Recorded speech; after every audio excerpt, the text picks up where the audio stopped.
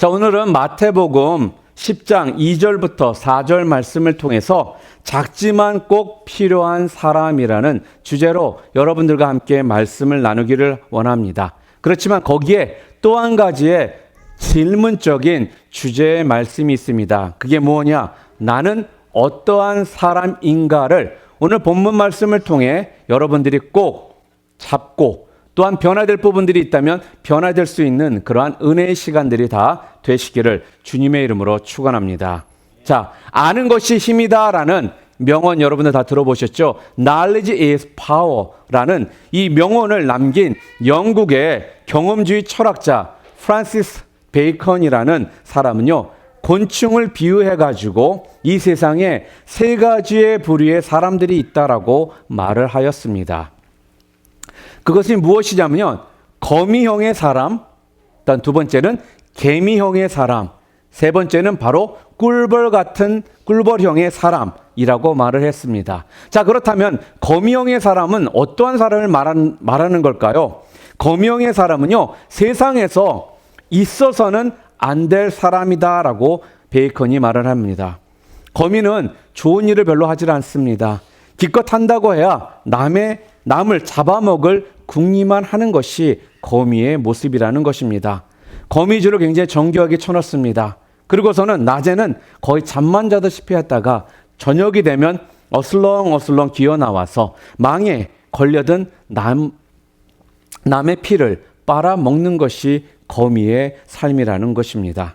베이컨은 그래서 이런 사람을 가리켜서 이기주의 인간이라고 말을 했습니다. 또한 두 번째 형의 사람이 누구였냐면 바로 개미형의 사람입니다. 있어도 좋고요, 없어도 좋은 사람입니다. 즉 있으나 마나한 사람을 가리켜서 개미형의 사람이다라고 말을 합니다. 여러분, 개미는 굉장히 부지런합니다. 그리고 또한 단결심도 굉장히 강합니다. 그런데요, 어디까지나 자기들만을 알고 사는 형의 사람들이 바로 개미형이라는 것입니다. 남에게 아무런 도움을 주지를 않습니다. 그래서 베이컨은 개미 같은 사람들을 뭐라고 말하느냐? 개인주의 인간이다라고 말을 했습니다. 또한 세 번째로 마지막으로 꿀벌형의 사람, 이런 사람들은 꼭 필요한 사람이다라고 말을 합니다. 꿀벌은요, 조직력이 굉장히 강합니다. 그리고 또한 부지런합니다. 열심히 꿀을 만들어 가지고요, 자기들도 먹지만 또 어떻게 하느냐? 대부분 남에게 주는 삶을 사는 것이 꿀벌이라는 것입니다. 거미와는 정반대의 삶을 살아갑니다. 베이컨은 이런 사람들을 가리켜서 이타주의 인간이며 사회 곳곳에 진짜 이러한 꿀벌형의 사람들이 필요하다라고 말을 했습니다. 솔직하게 이 사회에는요, 굉장히 꿀벌형 같은 사람들이 많지는 않습니다. 굉장히 드물게 그런 사람들이 있습니다. 그런데요, 남을 위해 진짜 헌신하고요, 봉사하며 사랑을 아끼지 않는 사람들이 분명 있다라는 것이고 존재한다라는 말씀입니다. 이런 사람들이 정확히 말하면 꼭 있어야 될 사람이라는 것입니다. 이 사회에 이런 꿀벌과 같은 사람들이 많아야지만 진정 이 사회가 진짜 살만나는 그러한 세상이 될 것이고요. 또한 우리 교회도 이런 꿀벌 같은 사람들이 많을 때 우리 교회가 진정 주님의 영광을 올릴 수 있는 그러한 교회의 모습으로 또한 공동체로서 쓸 수가 있을 것입니다. 예수님께서는요, 공생의 기간 동안에 많은 제자들을 세우지는 않으셨습니다. 여러분이 잘 알다시피 예수님께서는 12명의 제자를 공생의 기간 동안에 주님께서 아버지 곁으로 가시기 전에 이 땅에서 남겨놓으셨습니다.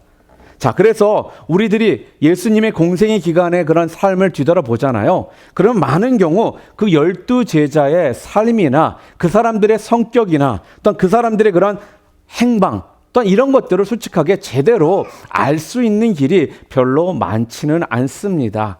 그 이유는 다른 것이 아니라 무엇 때문에 그렇습니까? 왜냐하면 이 복음서의 초점이 누구를 초점해서 기록이 되어 있습니까? 바로 예수님을 초점해서 이 복음서가 기록이 되어 있기 때문에 예수님에 관련한 그런 이야기들은, 사건들은 많이 나와 있지만 제자들에 대해서는 많은 이야기가 성경에 나와 있지는 않다라는 것입니다.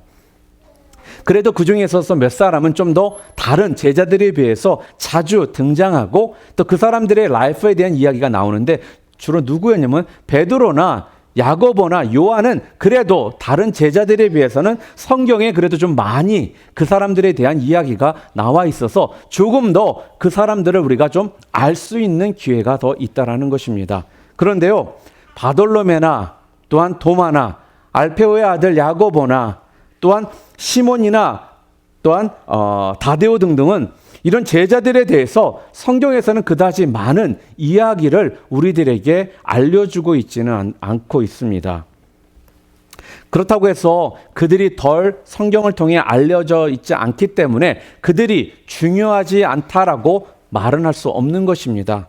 또한 그들이 12제자로서 살면서 이 그룹에 도움을 주지 못했다라고 또한 말을 할 수가 없다라는 거예요. 분명 주님께서는 이 땅에서 그 12제자를 선택하셨을 때는 분명히 그들의 역할과 그들이 그 땅에서 예수님과의 그 공생의 기간 동안 그들이 해야 될 분명한 그런 사역들이 있었기 때문에 한 사람 한 사람 주님께서 선택하실 때는 그들을 통해 주님이 분명 영광 받기를 원하셨다라는 것입니다. 중요한 것은요, 그 제자 12명 중에도요, 분명하게 거미 같은 사람이 있고요, 개미 같은 사람이 있고요, 또한 꿀벌과 같은 사람이 함께 했었다라는 부분입니다.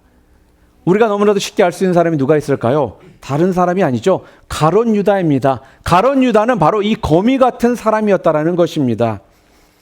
이 시간 저는요, 여러분들과 좀 함께 오늘 좀 생각을 좀 하기를 원하는 부분이 있다면 그게 무엇이냐?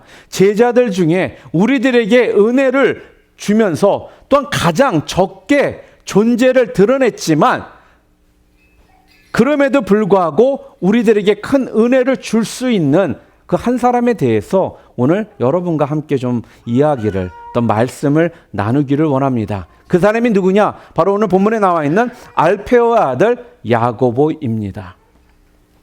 성경에는요, 야고보라는 이름이 제법 많이 등장을 하거든요. 근데 여러분들이 좀 잘 아시는 야고보가 누가 있습니까? 바로 가장 유명한 세베대의 아들 야고보가 있습니다. 세베대의 아들 야고보는요, 12제자 중에서 가장 많은 시간을 예수님과 함께 했던 사람 중에 한 명입니다. 또한 예수님의 제자 중에 베드로와 요한과 더불어 3인방으로서 역할을 감당했던 사람이 바로 세베대의 아들 야고보라는 거예요. 또한 이 세베대의 아들 야고보는 또 누구입니까? 바로 요한의 형제입니다. 그는요, 변화산에서도 있었고요. 또한 회당장 야이로의 딸을 살릴 때도 그 자리에 있었고요. 또한 겟세마네 기도회에서도 중요한 그런 순간순간 있을 때마다 함께 했던 사람이 바로 세베대의 아들 야고보였다라는 말씀입니다. 그래서 그는 중요한 자리마다 베드로와 요한과 함께 주님의 곁을 지켰던 사람이 바로 세베대의 아들 야고보입니다. 또한 두 번째로 또한 야고보에 대한 이야기를 하면 또 누가 있을까요? 바로 여러분이 잘 아시는 예수님의 동생 야고보가 있습니다.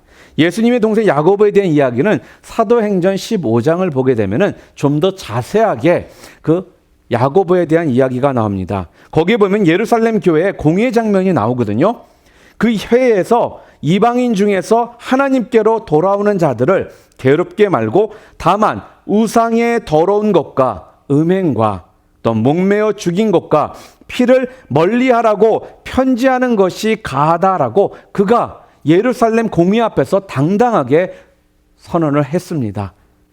결국 예루살렘 공회에서는요, 바로 이 야고보의 이 이야기가 의견이 채택이 되어졌고요. 이후로 바로 예수님의 동생 야고보는 예루살렘 교회의 지도자로서 분명하게 서 내려가기 시작하더라는 것입니다.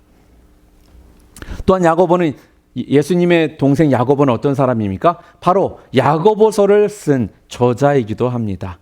그리고 또한 여러분이 아시는 세 번째 사람이 누가 있을까요? 바로 방금 전에 제가 말씀드렸던 바로 알페오의 아들 야고보입니다. 알페오의 아들 야고보에 대해서는 진짜 성경에서 많은 정보를 솔직히 주고 있지는 않습니다. 아마 여러분 가운데도 알페오의 아들 야고보 들어는 봤지만 도대체 이 사람이 이 제자가 어떠한 일들을 정확히 했는지에 대해서 솔직히 알고 있는 분들은 많지 않을 것입니다. 다만 오늘 본문을 통해서 알다시피 이름이 나오고 성경을 보면 가끔씩 그 사람에 대한 이야기가 성경에 나오는데요. 마가복음 15장 40절에 보면은 이렇게 야고보에 대해 이야기가 나와요.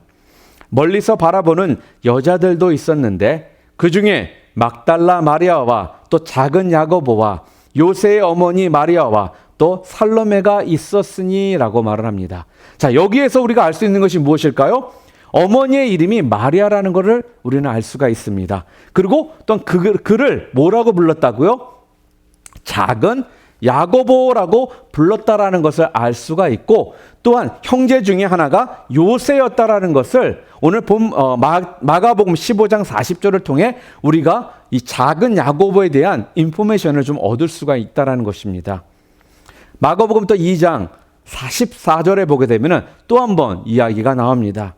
또 지나가시다가 알페오의 아들 레위가 세관에 앉아 있는 것을 보시고 그에게 이르시되 나를 따르라 하시니 일어나 따르니라 라고 말씀합니다.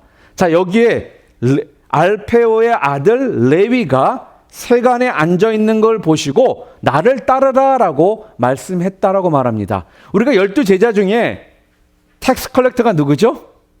마태입니다. 그런데 성경에서 여기는 지금 뭐라 그래요?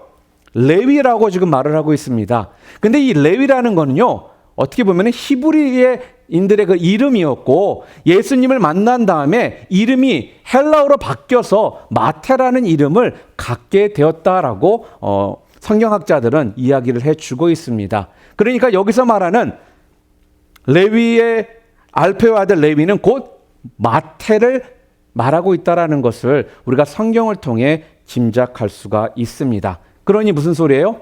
알페오 아들이 아까 누구였죠? 야고보. 그리고 여기서 또 누구라고 그래요? 레위 곧 마태. 이 소리는 뭐예요? 마태하고 야고보가 형제라는 것을 우리가 또한 알 수 있다는 겁니다. 예수님의 제자들 중에는요, 의외로 형제들이 많습니다. 누가 있죠? 베드로와 안드레, 또한 요한과 세베대 아들 야고보. 오늘 방금 전에 지금 제가 말씀드렸던 마태와 텍스 컬렉터 마태와 누구요? 바로 알페오의 아들 야고보. 이렇게 12명 중에 이렇게 형제 관계로 제자가 된 이런 사람들이 있더라는 것입니다. 그리고 예수님의 제자 중에는 보게 되면은 많은 사람들이 어부였다라는 것을 우리가 성경을 통해서 분명 알고 있습니다. 그런데요, 열심 당원들 또한 그 제자들 중에는 여러 명이 있었습니다. 특히 예수님의 제자 명단 중에 바로 알페오 아들 야고보, 또한 가나안인 시몬, 다데오, 가론 유다가 바로 열심 당원이었습니다. 이들은요, 나라를 걱정하고요, 또한 나라의 독립을 위해서 굉장히 애를 썼던 사람들 중에 한 사람이었습니다. 그런데 제자들의 소개를 보면 유독 시몬에 대해서, 오늘 본문 말씀입니다. 시몬에 대해서 가나안인 시몬이라고 지금 표현을 하고 있습니다. 가나안인이라는 말은요, 셀롯인이라는 그런 말이거든요. 근데 여러분이 잘 아시는 셀롯은요, 셀롯당이라는 거예요. 셀롯당은 무슨 말이냐? 열심당이라는 그 의미를 가지고 있습니다. 그러니까 가나안인, 셀롯당, 열심당은 같은 말을 지금 하고 있는 거예요. 이걸 여러분들이 좀 더 정확히 아셔야지만 성경을 읽으실 때 분명하게 지금 누구를 지칭해서 지금 성경이 지금 말씀하고 있는지를 여러분이 좀 더 아실 수 있기 때문에 제가 조금 자세하게 그 부분에 대해서 지금 말씀을 드리고 있는 것입니다. 그러므로 왜 성경은 여기서 오늘 본문에서는 유독 시몬에 대해서만 가나안인 시몬이라고 했을까요? 이 말은 뭐예요? 시몬은요, 지금까지도 열심 당원으로서 열심히 거기에 인발브하고 있다라는 것을 성경이 지금 알려주고 있는 것입니다. 그런데 오늘 본문에 보게 되면은 알페오 아들은 야고보는 성경에서 뭐라고 말했다고 제가 아까 그랬어요? 작은 야고보라고 이렇게 말을 하고 있습니다. 분명 과거에는 조국의 독립을 위해서 열심을 다했던 사람이었습니다. 그런데 뭐가 달라졌습니까? 예수님을 만난 뒤에는요, 자신의 그런 정치적인 성향이나 그러한 생각이나 자기의 그런 가지고 있는 어떤 그런 필로소피 같은 것들을 다 내려놓고 지금부터는 어떻게 바뀌었다라는 걸 알 수가 있어요. 바로 예수님만을 바라보며 예수님의 인도하시는 그 길만을 따라가고자 하는 사람으로 그는 지금 바뀌어 있다라는 것을 그의 이름을 통해, 그를 부르는 성경의 말씀을 통해 우리가 알 수가 있는 것입니다. 사랑하는 성도 여러분, 우리가 주님을 만났습니까? 그렇다면 여러분들이요, 아직까지 전에 예수님을 모르기 전에 가지고 있던 세상적인 생각이나 그러한 이념이나 이런 것들을 아직까지도 여러분들이 가지고 있다라면은 여러분들은 아직까지 예수님을 온전히 지금 알고 있는 것이 아니라는 겁니다. 이 말씀을 좀 더 쉽게 말할까요? 여러분들이 말로는 예수님을 사랑하고 예수님 앞에 삶을 드렸다 하지만 실제적으로 예수님을 온전히 받아들인 삶을 살고 있지는 않은 것이라는 것입니다. 세상적인 열망, 그 열망이 어디로 바뀌어야 됩니까? 주님을 향한 열망으로 여러분들이 바뀌셔야지만 바로 알페의 아들 야고보처럼, 작은 야고보처럼 여러분의 삶이 주님 앞에 온전히 완전히 주님 앞에 드려지는 삶을 여러분이 사시게 되는 겁니다. 요즘은 굉장히 레저 문화들이 발달해 가지고요, 성도들이 주일 성수에 대해서 점점 좀 희박해져 가고 있는 그런 신앙의 모습들이 많이 있습니다. 주일 한번 빠지는 것을 너무나도 대수롭지 않게 생각하는 그런 경향이 있다라는 거예요. 특히 한국이 5일 근무로 바뀌고 나서부터는 주말이 되잖아요. 그러면요, 목사님들이, 이거 한국 얘기입니다, 날씨가 너무 좋으면 걱정들을 하기 시작한다고 합니다. 다른 이유 때문에 그런 것이 아니라 날씨가 너무 좋으면 주말에 다 놀러 가기 때문에 교회에 참석을 안 하는 사람들이 제법 많다라는 거예요.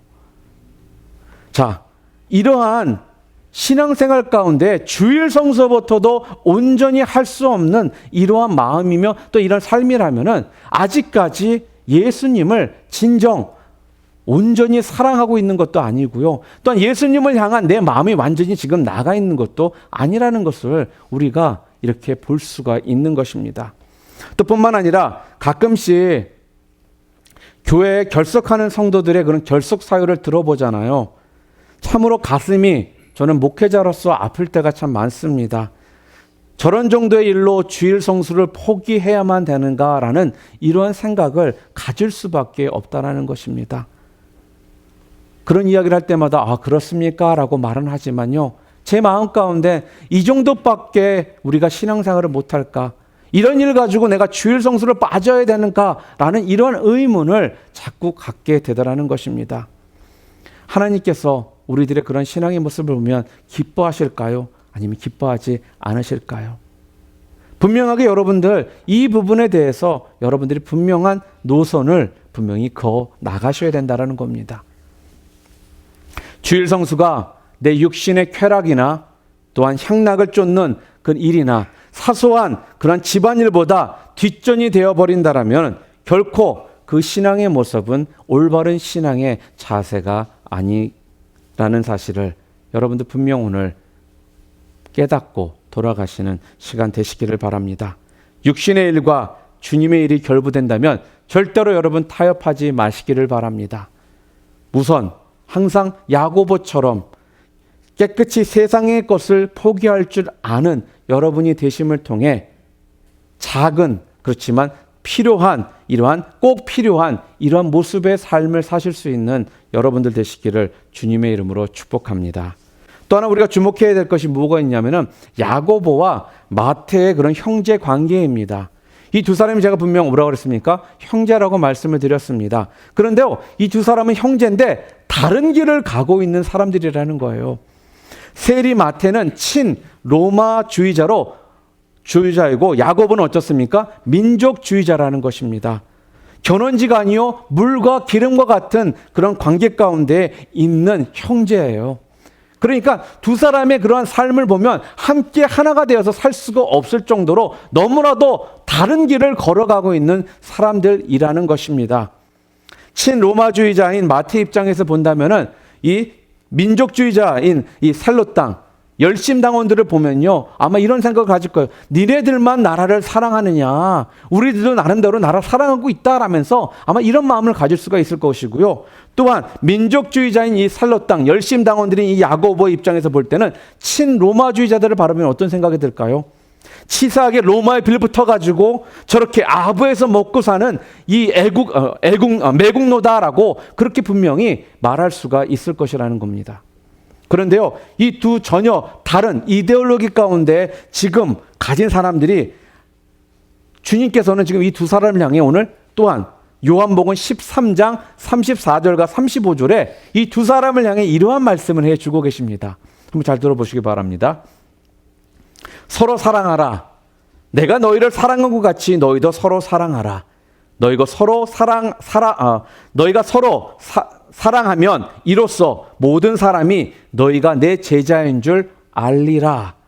여러분, 무슨 말씀입니까? 교회는 서로 다른 사상과 생각과 그런 가치관을 가지고 있는 사람들이 모인 것이 교회의 공동체라는 것입니다. 그런데요, 이런 사상이나 생각의 차이가 분명 있습니다. 그러나 이것이 서로 간에 벽이 되어서는 안 된다라고 지금 말씀해 주고 계시는 거예요. 서로 사랑하라. 너희들이 서로 사랑할 때 그것을 보고 너희들이 내 제자인 줄을 알리라라고 말씀해 주고 계시다라는 것입니다. 지금 우리의 모습은 어떻습니까? 분명 우리들의 삶을 뒤돌아보면요, 이 자리에 계신 모든 분들이 서로 자라온 백그라운드나 환경들이 분명 배경들이 다르다는 것입니다. 생각의 가치관도 다르고요, 성격도 다르고요, 습관도 다르고요, 또 행동하는 모습들도 분명 다른 점들이 있다라는 것입니다. 그런데 그러한 사람들이 모인 것이 어디라는 거예요? 바로 교회라는 것입니다. 그래서 교회는요, 그러한 다른 사람들이 모여서 함께 서로 사랑하는 그런 공동체의 모습이 있을 때 그것이 진정 주님께서 우리들에게 원하시는 사랑의 공동체의 모습이 된다는 말씀이에요. 생각과 견해 차이가 교회의 분열과 어떤 발전의 장애가 되는 것이 아니라 서로의 그 다른 점을 이해해주고 다른 점을 통해 서로가 발전할 수 있는 그 길들을 모색하며 나가는 곳이 바로 교회라는 말씀입니다. 부부간에도요, 5년, 10년, 20년 살아도요, 서로가 다른 점은 달라요. 저희가 11년 됐거든요. 아무리 똑같이 해보려도 안 되는 건 안 돼요. 가장 좋은 게 뭔지 아세요? 그 다른 점을 이해하고 받아들이고요, 또 내가 없는 부분을 상대방을 통해 볼 수 있다면 그것이 함께 어떻게 해요? 공동체가 되어서 함께 한 방향을 향해 나가는 모습이라는 것입니다. 제가 어제 우리 목장 리더 모임 중에 함께 교제를 나누면서 이런 말을 했습니다. 사람들마다 원하는 게 있고 또 하고자 하는 것들이 분명히 있습니다. 그러니까 만약에 집에 갔는데 집이 좀 청소가 잘 안 돼 있어요. 그러면 저 같은 사람은 집에 딱 들어갔을 때 청소가 잘 돼가지고 깔끔하게 딱 정리되어 있는 걸 좋아하는 편이에요. 뭐 비록 그렇게 안 보일지라도 좋아는 합니다. 그런데요, 우리 집에 애가 셋이잖아요. 저희 집에 애가 셋이다 보니까요, 지금 이제 초등학생들이고 집이 5분도 안 걸립니다. 청소해 놓으면. 매 순간마다 폭탄 맞는 곳이 우리 집이에요. 그런데요, 한 가지 제가 발견한 게 뭔지 아세요? 그 식구들 중에 바덜받는 사람은 나밖에 없어요. 우리 애들도 바덜 안 받습니다. 우리 사모도 바덜 안 받아요. 너무나도 평온하게 지내는데 나만 바덜 받다라는 거예요. 그런데 이거 바덜 받는다고 해서 내가 맨날 끙끙대고 막 이래봤자 나만 스트레스 받더라고요. 한 가지 분명히 깨달은 게 있습니다. 받아들여야 할 수밖에 없더라는 것입니다. 교회도 마찬가지예요. 분명 저 사람 좀 달라졌으면 좋겠는데 저 사람이 안 바뀌거든요. 그럼 속은 칵 듭니다. 근데 저 사람은요, 너무 평온하게 지내요. 나만 혼자 끙끙대고 저 사람 바라볼 때마다 열받고 있거든요. 근데요, 우리는 다르다라는 거예요. 그 다른 점을 이해하면서 함께 가는 것이 교회의 모습이고, 그 모습이 있을 때 교회가 사랑의 공동체가 될 수 있는 것입니다. 바로요, 그 다른 점이 우리 교회가 발전할 수 있는 원동력이 되기를 원합니다. 서로 간의 다른 가치관이 서로에게 다른 방향에서 볼 수 있는 그런 관점을 열어주는 기회가 되기를 바랍니다. 받아들여 주시기 바랍니다. 그것이 바로 지금 어때요? 마태와 야고보가 형제인데 너무나도 다른 성향을 가지고 있는 사람인데 함께 예수님의 제자로서 함께 사역을 감당할 수 있었던 그런 모습이라는 것입니다. 사랑하는 성도 여러분, 말씀드렸던 것처럼 알페오의 아들 작은 야고보에 대해서 우리는 자세하게 이 사람에 대해서 알 수는 분명 없습니다. 그런데 성경은 거기에 대해서 솔직하게 많은 정보를 제공해 주고 있지를 않아요. 그런데 한 가지 분명한 것은요, 12제자를 이야기할 때마다요, 이 작은 야고보는 항상 그 명단에 끼어 있더라는 것입니다. 성경에 보면요, 야고보가 한 말이라고 기록된 것은 아무것도 없습니다.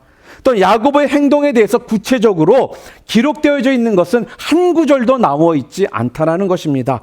그럼에도 불구하고 이 12사도의 명단에 꼭 끼어 있는 것을 보면요, 야고보는 드러나서 보여지는 것들은 없었지만 굉장히 겸손했던 사람임을 우리는 알 수 있다라는 것입니다. 묵묵히 자기 자리를, 자기 일을 감당했던 사람, 바로 그 사람이 알페오의 아들 야고보, 작은 야고보라는 것입니다. 성경에 보게 되면 또 이렇게 묵묵히 자기 자리를 지켰던 사람이 또 있습니다. 누구냐면요, 바울과 함께 동역했던 사람 중에 한 사람이 있는데, 아마 제가 이름을 말씀드리면 그런 사람도 있었나라고 하실 분들도 분명히 있을 것입니다. 그의 이름이 누구냐면요, 아리스다고라는 그런 사람입니다. 이 사람은 별로 많이 알려져 있는 그러한 성경에 나와 있는 인물은 아닙니다. 그런데요, 이 사람은 항상 바울과 함께 했었던 사람 중에 한 사람입니다. 이 사람은 설교를 한 적도 없고요, 또한 어떤 분 기적을 행한 일도 전혀 없습니다. 그러나 아리스다고는요, 바울이 항상 어려움에 있을 때 항상 그의 곁을 지켜주었던 사람이 바로 아리스다고라는 이 사람이라는 것입니다. 골로새서 4장 10절에 보게 되면요, 바울이 옥에 갇혔을 때에도 그와 함께 옥에 있었고요. 그는요. 또한 사도행전 27장에도 보게 되면은 배가 파산할 위험 속에서도 사도 바울과 함께 했던 사람이 바로 아리스다고라는 사람이라는 것입니다. 바울이 괴로움과 또한 고통과 순환을 당하는 그 현장에 아리스다고는 언제나 그와 함께 그 자리에 있었습니다.